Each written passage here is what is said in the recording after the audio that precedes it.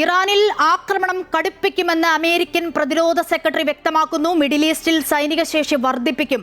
ഇറാനെതിരെ നിലപാട് കടുപ്പിച്ച് യൂറോപ്യൻ രാഷ്ട്രങ്ങൾ രംഗത്തെത്തിയിട്ടുണ്ട്. സമാധാന ചർച്ചയ്ക്ക് തയ്യാറാകാതെ ഇറാൻ മുൻപോട്ട് പോകുമ്പോൾ ലക്ഷ്യം കാണും വരെ സൈനിക നടപടിയെന്നാണ് അമേരിക്കൻ പ്രസിഡന്റ് ഡൊണാൾഡ് ട്രംപ് വ്യക്തമാക്കുന്നത്. വലിയ സൈനിക ശക്തിയൊന്നും ഇറാന്റെ പക്കലില്ല എന്ന് നമുക്കറിയാം. വലിയ പ്രതിരോധം തീർക്കുക പ്രയാസവുമാണ്. കണ്ണും പൂട്ടി അടിക്കുകയാണ് ഇറാൻ. ചർച്ചയില്ല, അടിക്ക് തിരിച്ചടി തുടരുന്നു ഇറാൻ.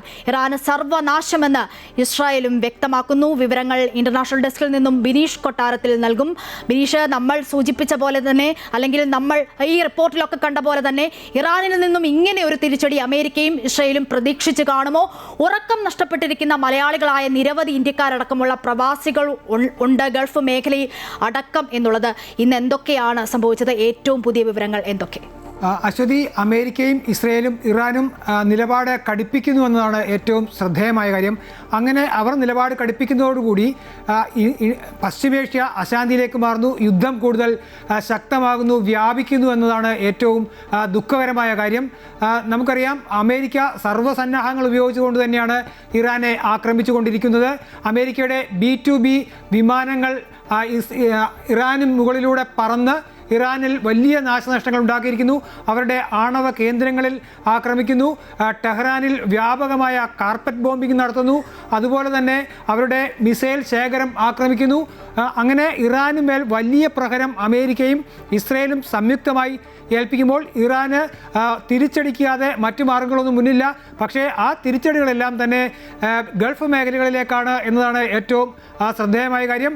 ആദ്യഘട്ടത്തിൽ ഇറാൻ ഗൾഫ് മേഖലയിലെ അമേരിക്കയുടെ വ്യോമതാവളങ്ങൾ ആണ് ലക്ഷ്യമിട്ടിരുന്നതെങ്കിൽ ഇപ്പോൾ അതിൽ നിന്നും വ്യത്യസ്തമായി ഓയിൽ റിഫൈനറികളും എണ്ണ കിണറുകളും ഓയിൽ ടാങ്കറുകളും കപ്പലുകളുമൊക്കെ ലക്ഷ്യമിടുന്നു എന്നതാണ് ഏറ്റവും ദുഃഖകരമായ കാര്യം. അങ്ങനെ ഇറാൻ്റെ തിരിച്ചടി ഇന്ത്യ അടക്കമുള്ള രാജ്യങ്ങൾക്ക് വലിയ തിരിച്ചടിയായി മാറുന്ന ഒരു സാഹചര്യത്തിലേക്ക് എത്തുന്നു. ഒപ്പം തന്നെ ഇരു വിഭാഗവും വലിയ വാശിയിൽ അല്ലെങ്കിൽ വലിയ വെല്ലുവിളികൾ നടത്തി മുന്നോട്ട് പോകുമ്പോൾ അത് യുദ്ധത്തെ കൂടുതൽ കടുപ്പിക്കുന്നു. അമേരിക്കൻ പ്രസിഡന്റ് ഡൊണാൾഡ് ട്രംപ് ഇപ്പോഴും പറയുന്നത് ഇനിയും ശക്തമായ തിരിച്ചടികളാണ് ഇറാനു വേണ്ടി ഞങ്ങൾ കരുതി വച്ചിരിക്കുന്നത്. ഇറാൻ കാണാത്ത, ഇറാൻ പ്രതീക്ഷിക്കാത്ത ഒരു ആക്രമണം ഞങ്ങൾ തുടരുകയാണ്. അത് വരും മണിക്കൂറുകളിൽ കൂടുതൽ ശക്തമാകുമെന്ന മുന്നറിയിപ്പാണ് ഇറാന് അമേരിക്ക നൽകുന്നതെങ്കിൽ ഇറാൻ്റെ മറുപടിയും ഒട്ടും മോശമല്ല. ഇറാൻ പറയുന്നു, ഞങ്ങളുടെ കയ്യിൽ വലിയ തോതിലുള്ള മിസൈൽ ശേഖരമുണ്ട്. ആ മിസൈൽ ശേഖരങ്ങളുടെ 5ഉം 6ഉം തലമുറകളൊക്കെ ഞങ്ങളുടെ പക്കലുണ്ട്. ഇതെല്ലാം ഉപയോഗിച്ച് ഞങ്ങൾ വലിയ ആക്രമണം നടത്തും. അതായത് ഇപ്പോൾ കടലിൽ നങ്കൂരമിട്ടുള്ള അമേരിക്കൻ നാവികസേനയുടെ വ്യൂഹങ്ങൾക്ക് നേരെയും ഇറാഖിൻ്റെ കപ്പൽ പടകൾക്ക് നേരെയും ഒക്കെ തങ്ങൾ ലക്ഷ്യമിടുന്നു. അതേ സമയത്ത് തന്നെ GCC രാജ്യങ്ങളിലേക്ക്, ഗൾഫ് രാജ്യങ്ങളിലേക്കുള്ള തങ്ങളുടെ ആക്രമണവും കടുത്തതായിരിക്കും. ഇപ്പോൾ കൂടുതലും ഡ്രോണുകൾ ഉപയോഗിച്ചാണ് GCC രാജ്യങ്ങളെ ഇറാൻ ആക്രമിക്കുന്നതെങ്കിൽ ആ ആക്രമണ രീതി ഞങ്ങൾ മാറ്റി മിസൈലുകൾ തൊടുക്കുമെന്നുള്ള ഭീഷണിയാണ്. നമുക്കറിയാം, വലിയ മിസൈൽ ശേഖരമുള്ള ഒരു രാജ്യം തന്നെയാണ് ഇറാൻ. ആ ഇറാൻ്റെ ബാലിസ്റ്റിക് മിസൈൽ കേന്ദ്രങ്ങൾ തകർത്തു എന്ന് അമേരിക്ക അവകാശപ്പെടുന്നുണ്ട്. എങ്കിൽ കൂടിയും എത്രമാത്രം മിസൈലുകളുടെ ശേഖരമാണ് ഇറാനുള്ളത് എന്നത് ആശങ്കപ്പെടുന്നതാണ്. അതുകൊണ്ട് തന്നെ ഇറാൻ്റെ തിരിച്ചടി വളരെ വലുതാകും. അത് അമേരിക്കയ്ക്ക് നേരെയാവില്ല, അത് GCC രാജ്യങ്ങളിലേക്ക് നേരെയാകുമെന്നതാണ് നമുക്ക് ഇന്ത്യക്കടക്കം, അല്ലെങ്കിൽ മലയാളികളായ നമ്മൾക്കടക്കം ഏറ്റവും വലിയ ആശങ്ക ഉണ്ടാക്കുന്ന കാര്യം.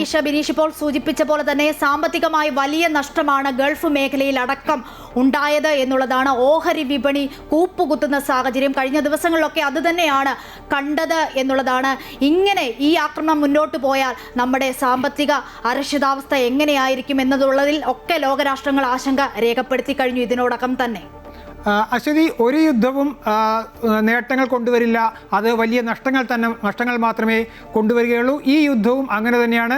ഇന്ത്യൻ ഓഹരി വിപണിയിലടക്കം അത് പ്രതിഫലിപ്പിക്കുന്നതിന് കാരണം നമ്മുടെ വ്യോമ ഗതാഗതം അല്ലെങ്കിൽ നമ്മുടെ ചരക്ക് നീക്കം ഒക്കെ ഈ പറയുന്ന മേഖലകളിൽ കൂടി തന്നെയാണ്. പശ്ചിമേഷ്യയെ ഒഴിവാക്കിക്കൊണ്ട് നമ്മുടെ വാണിജ്യമായാലും നമ്മുടെ ഗതാഗത സംവിധാനങ്ങളാണെങ്കിലും ഒന്നും തന്നെ മുന്നോട്ട് പോകുവാൻ കഴിയില്ല. മാത്രമല്ല, നമ്മൾ ഇന്ധന ഇന്ധനത്തിനായി വളരെയധികം ഈ മേഖലയെ ആശ്രയിക്കുന്നുണ്ട്. അങ്ങനെ നമ്മുടെ ഇന്ധന ലഭ്യതയ്ക്ക് കുറവ് വരുവാൻ സാധ്യമാവും. നമ്മുടെ കയറ്റുമതി മേഖലയെ ബാധിക്കും. അതുപോലെ തന്നെ വ്യവസായ വാണിജ്യ മേഖലകളിൽ ഒക്കെ തന്നെ ഇതിൻ്റെ പ്രതിഫലനം ഉണ്ടാകും. അങ്ങനെ ഒപ്പം തന്നെ ഗൾഫ് മേഖലയിലുള്ളവരുടെ തൊഴിൽ അടക്കം പ്രതിസന്ധിയിലാകും. ലക്ഷക്കണക്കിന് മലയാളികൾ പോലും ഈ ഗൾഫ് രാജ്യങ്ങളിലുണ്ട്. ഇന്ത്യക്കാരുടെ എണ്ണം അത് ദശലക്ഷങ്ങൾ കടക്കുമെന്ന കാര്യവും നമുക്കറിയാം. അങ്ങനെ എല്ലാ തരത്തിലും ഈ യുദ്ധം ഇന്ത്യയെ നേരിട്ട് തന്നെ ബാധിക്കുമെന്ന കാര്യം വ്യക്തമാണ്. അതുകൊണ്ട് തന്നെയാണ് ഓഹരി വിപണിയിൽ അത് അടക്കം അതിൻ്റെ ഒരു പ്രതിഫലനം ഉണ്ടാകുന്നത്. എന്തായാലും യുദ്ധം എത്രയും പെട്ടെന്ന് അവസാനിച്ചില്ലെങ്കിൽ വലിയ നഷ്ടം ലോകത്തിനുണ്ടാകും. പശ്ചിമേഷ്യയ്ക്ക് വലിയ നഷ്ടമുണ്ടാകും. ഒരുപക്ഷെ പശ്ചിമേഷ്യയുടെ പൂർണ്ണമായ തകർച്ചയിലേക്ക് ഈ രീതിയിൽ കാര്യങ്ങൾ മുന്നോട്ട് പോയാൽ ഉണ്ടാകുമെന്ന കാര്യത്തിൽ സംശയമില്ല.